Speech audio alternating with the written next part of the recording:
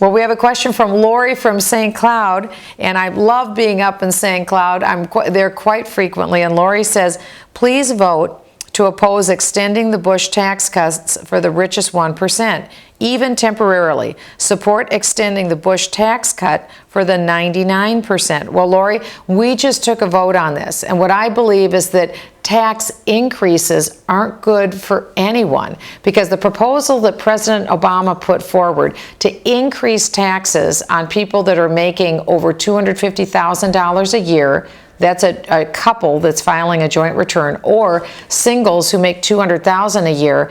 I believe it's wrong to raise taxes on them, because primarily those are the job creators in the United States. And it isn't just personal income.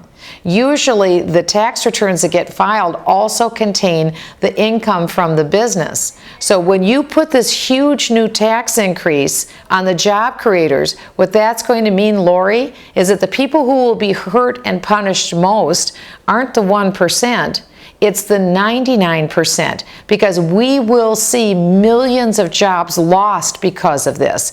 I think this is foolish to do something like this. It may play well for President Obama politically, but it's very foolish when you're trying to create jobs. I believe in job creation. I'm a former federal tax lawyer. I've seen how devastating high taxes are on farmers, on families, on individuals. And in this kind of a situation, you could have 2 teachers or 2 police officers or nurses that are married to each other.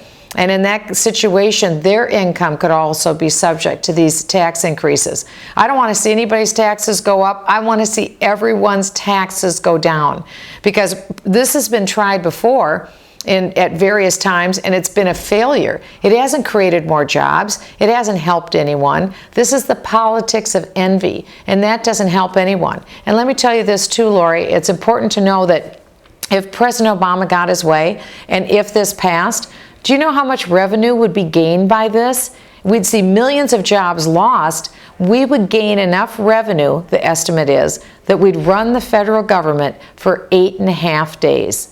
Well, that might give President Obama something to brag about, that he brought in income to run the government for 8.5 days, but I'm not willing to do it. That's why we need to have adults to stand up and tell the inconvenient truth. And the inconvenient truth is this: millions of people, the 99%, would be the ones who really pay the bill. And they'd pay it with lost wages, lost jobs, and that when we know that 53% of kids that had just graduated from college this year can't find a job because the economy is so poor.